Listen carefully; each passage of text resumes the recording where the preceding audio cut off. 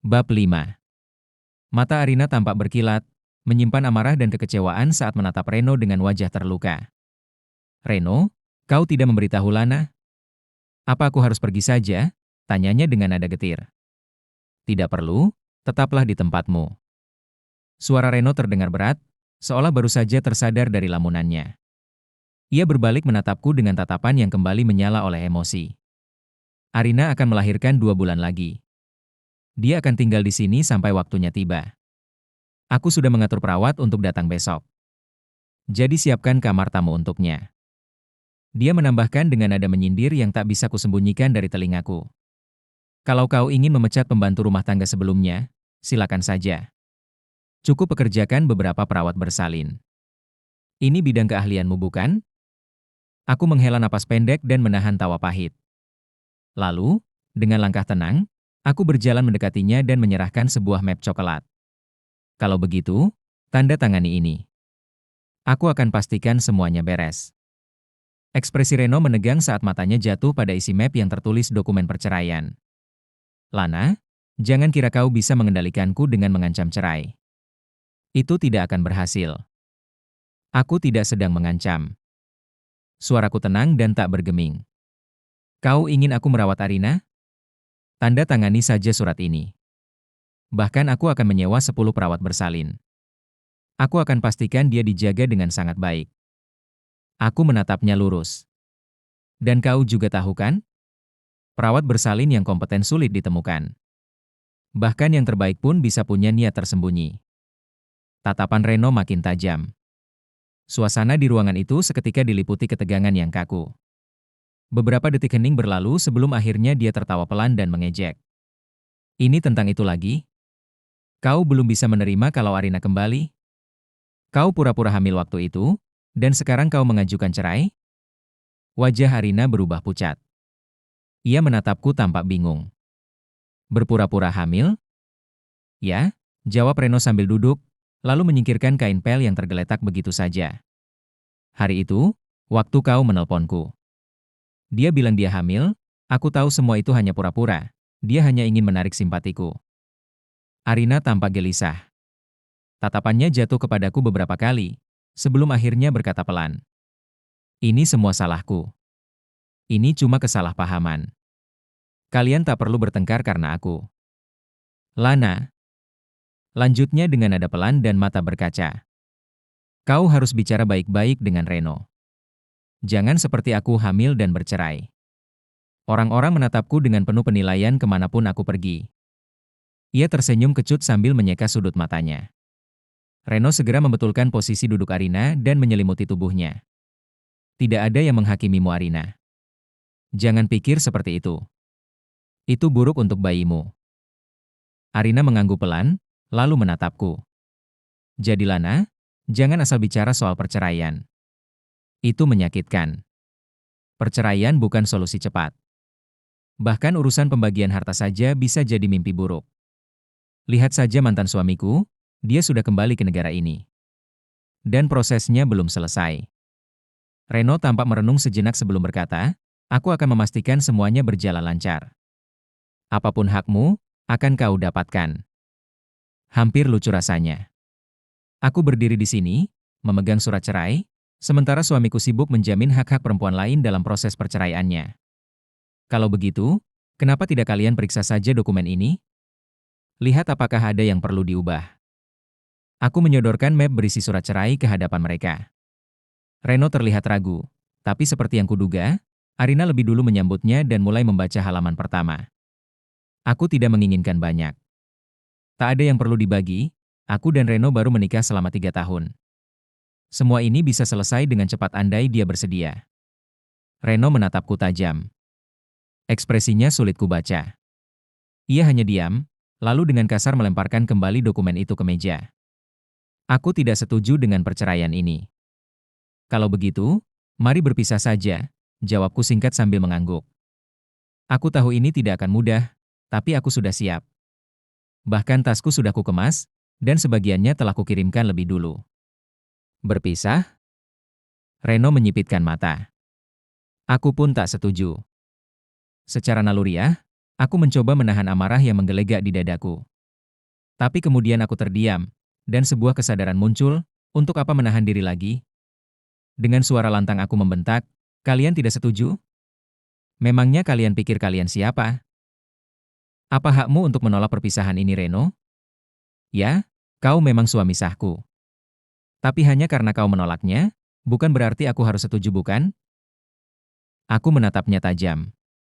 Kalau status hukum itu penting bagimu, sebagai istri sah, aku minta kau suruh Arina pergi dari rumah ini sekarang juga. Jangan pernah menghubunginya lagi. Setuju? Wajah Reno menegang, jelas terlihat kesal. Tapi kemudian ia tersenyum sinis, seolah semua ini hanya drama yang tak perlu.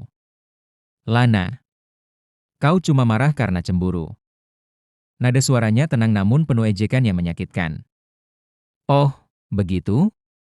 Aku tertawa getir. Jadi kamu mau aku pergi? Baiklah. Aku sudah tak punya waktu untuk meladeni kebodohanmu. Tawaku pecah, kasar dan menyayat. Lucu ya? Siapa sebenarnya yang mengurus siapa di rumah ini, Reno? Mataku membara, dipenuhi amarah dan luka. Aku ingin menghancurkan setiap kedok yang selama ini ia pakai dengan begitu lihai. Reno tiba-tiba berdiri. Suaranya dingin nyaris tanpa emosi. Kalau begitu, pergilah. Sekarang juga. Aku melangkah ke arahnya, meletakkan map berisi surat cerai di atas meja dengan keras. Aku sudah menandatanganinya. Dia tampak terkejut, matanya sedikit membesar. Reno, aku menatapnya lekat, menyuarakan isi hatiku dengan tenang tapi tajam. Sejujurnya, kau tidak pernah benar-benar mencintaiku. Kita baru menikah 3 tahun. Belum ada apa-apa yang terlalu mengikat. Jadi, mari kita akhiri ini sebelum semakin menyakitkan. Tanpa menunggu tanggapannya, aku berbalik pergi. Langkahku mantap, tak ada lagi air mata. Aku menuju rumah orang tua Reno, hanya untuk menyampaikan 3 hal. Aku sedang mengandung anak Reno, tapi aku telah melakukan aborsi. Dia tidak tahu. Arina sedang mengandung anak Reno. Dia tinggal di rumah kami sekarang, dan Reno yang merawatnya. Ini surat perceraianku. Aku sudah menandatanganinya. Surat itu jatuh dari tanganku dan tergeletak di lantai. Terbuka, memperlihatkan tanda tanganku dengan jelas. Reno menatapnya dari kejauhan. Wajahnya datar, nyaris tanpa ekspresi. Lalu, dengan langkah pelan ia maju dan menginjak surat itu. Kekanak-kanakan. Konyol. Bodoh. Gumamnya lirih, nada mencemooh itu menusuk seperti sembilu. Ia sama sekali tidak menyadari bahwa ekspresi wajahnya jauh lebih buruk dari kata-katanya. Arina yang berdiri tak jauh darinya, tampak menahan diri. Tatapannya murung dan suram. Tapi akhirnya ia berbicara. Ia mencoba terdengar netral meski nada bicaranya penuh sindiran halus. Lana berasal dari keluarga miskin. Jadi aku bisa mengerti kalau dia tidak paham. Jangan terlalu keras padanya. Dia tidak tahu apa-apa. Ia berhenti sejenak, lalu melanjutkan, mungkin lebih baik kalian berdua istirahat beberapa hari. Aku tidak ingin menjadi beban. Jelas sekali Lana terlalu terpengaruh oleh semuanya. Reno, kamu sibuk dengan pekerjaanmu. Kamu tidak bisa mengurus rumah tanpa istri. Bagaimana kalau aku bantu carikan pembantu? Setidaknya ada yang bisa bersih-bersih rumah. Reno menoleh, berusaha menampilkan ketenangan di wajahnya. Baik. Terima kasih atas bantuanmu. Arina tersenyum tipis, lalu berkata pelan, tapi ingat, kamu harus tetap istirahat. Kamu tidak boleh terlalu banyak bergerak. Aku akan menjagamu dengan baik. Ia mengangkat telepon dan mulai mengatur semuanya dengan tenang. Reno duduk, tubuhnya tegang. Ia mendengarkan suara Arina yang lembut dan tenang, menyusun rencana dengan detail. Ia berusaha rileks, mencoba menarik napas panjang, melepaskan ketegangan di dadanya. Apa Lana benar-benar berpikir dia bisa memaksaku bercerai? Pikirnya sinis. Dia sedang bermimpi. Dia tidak akan pernah mendapatkan apapun dariku. Di mata Reno, tugas Lana hanyalah mengurus rumah tangga. Hal remeh. Pekerjaan yang bisa ia gaji orang lain untuk melakukannya. Dan Lana mencintainya, dia tahu itu. Tatapan wanita yang mencintaimu tak bisa disembunyikan. Ia melihatnya setiap hari. Dia yakin, Lana tidak akan benar-benar melepaskan pernikahan ini. Keyakinan itu membuatnya tenang. Ia bahkan mulai menyiapkan kamar bayi, seolah semuanya akan baik-baik saja. Tapi kemudian pikirannya melayang. Ia teringat pada satu momen, hari ketika Lana pernah bertanya, "Apa yang akan kamu lakukan jika aku hamil?" Saat itu, jawabannya tulus. Ia tak terlalu ingin punya anak sekarang. Mungkin setahun lagi, atau 2 tahun lagi. Masih banyak waktu sebelum Lana menginjak usia 30. Namun hidup tak pernah berjalan sesuai rencana. Dan Reno masih belum sadar bahwa badai yang sebenarnya baru saja dimulai. Keesokan harinya, orang tua Reno datang mengetuk pintu rumahnya. "Kami hanya ingin menjenguk anak kami," kata mereka datar namun tegas. Reno menghela napas panjang dan frustrasi. Lana bahkan belum hamil. "Anak siapa yang kalian maksud?" Armand Mahardika, ayah Reno, mendengus. Sorot matanya dingin. "Bukankah anak yang dikandung Arina adalah anakmu?" "Mustahil." Reno mengerutkan kening menggeleng tegas. "Aku tidak akan pernah melakukan hal seperti itu." "Bagus," balas Armand, nadanya kini berubah tajam dan penuh tekanan. Ia menyodorkan map berisi dokumen ke tangan Reno. "Itu surat perceraian dari Lana. Harusnya kau menyelesaikan ini dari dulu." Ekspresi Reno mulai gelap, suaranya meninggi. "Arina tinggal di rumahku bukan berarti kami melakukan sesuatu. Apa yang kau bicarakan? Urusanku dengan Lana bukan urusanmu. Bukan urusan kami?" Armand kini meledak. "Kau pikir kau bisa menangani ini sendirian? Kau tahu Lana diam-diam menggugurkan kandungannya? Itu bukti bahwa dia serius ingin mengakhiri semua ini." Ia melemparkan beberapa lembar kertas ke atas meja, foto-foto Lana di depan sebuah klinik kebidanan, bersama dengan laporan medis bukti aborsi. Reno membeku. Matanya tak bisa lepas dari lembar-lembar itu. Tangannya mulai gemetar. "Tidak. Ini tidak mungkin," bisiknya lirih. Tanpa pikir panjang, ia meraih ponselnya dan langsung menekan nomor Lana. Ia tidak menyangka panggilannya tersambung.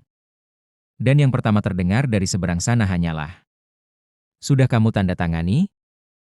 "Lana, kau benar-benar membunuh bayi itu?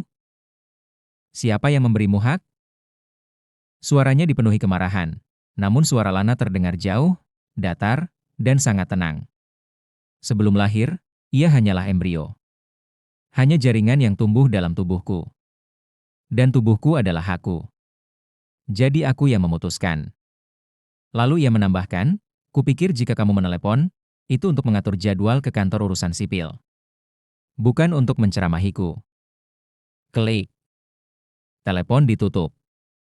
Reno terdiam. Kaki-kakinya lemas. Untuk pertama kalinya ia merasakan kepastian bahwa Lana benar-benar akan menceraikannya. Ia meremas foto-foto itu, lalu berjalan pelan ke ruang tengah, saat tiba-tiba Arina masuk. "Reno, kenapa kamu terlihat seperti itu?" tanyanya cepat. Tapi Reno hanya menatap wajahnya, dan di sana, ia melihat pantulan kebodohannya sendiri. Rasa malu menamparnya lebih keras daripada kata-kata siapapun. Rasanya seperti seember air es disiramkan ke kepalanya. Ia menarik napas panjang. "Baiklah. Kalau Lana ingin bercerai, biar saja." Dengan tangan gemetar menahan amarah, ia menandatangani dokumen itu. Lalu menyerahkannya pada asistennya dengan lemparan dingin dan instruksi tegas. "Atur jadwal ke kantor urusan sipil. Secepatnya." Semuanya berjalan cepat. Hari itu pun tiba. Mereka berdiri berhadapan di depan kantor urusan sipil. Tak ada air mata. Tak ada perdebatan. "Lana, kau benar-benar berhati dingin," kata Reno pahit. Tapi Lana tak menjawab. Tatapannya kosong, dingin, seolah Reno hanyalah orang asing yang tak layak dipandang. Ia hanya ingin semua ini segera selesai. Reno mengepalkan rahangnya, mencoba menahan emosi yang mendidih dalam dirinya. "Sebentar lagi Lana. Hanya 1 bulan saja. Kau akan menyesali semua ini. Kau akan kembali padaku." Setelah perceraian resmi, konsekuensinya mulai terasa. Hubungan kerjasama antara keluarga Wirantara dan Mahardika perlahan-lahan runtuh. Sayangnya, Reno tengah disibukkan oleh kesepakatan besar, Jadi ia tidak sempat menikmati kehancuran rumah tangganya secara menyeluruh. Ia tenggelam dalam pekerjaan, mencoba menutupi luka yang terus menganga. Arina masih tinggal di rumah, tapi perannya tak lagi penting. Reno sudah berjanji akan merawatnya. Tapi kenyataannya, ia bahkan lupa kapan terakhir kali berbicara hangat padanya.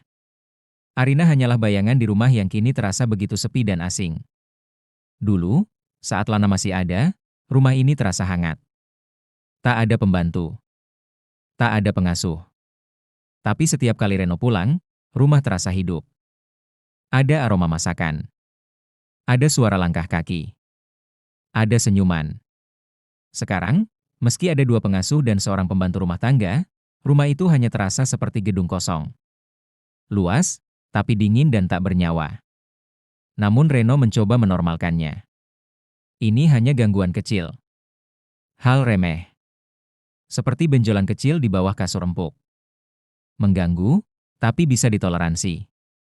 Dia menolak mengakuinya, tapi kualitas hidupnya telah menurun drastis sejak kepergian Lana. Tak ada seorang pun yang bisa menggantikan Lana. Tapi Reno mulai mengerti bahwa tak semua yang hilang bisa diganti. Dan kadang, kehilangan yang tak terlihat adalah yang paling menyakitkan.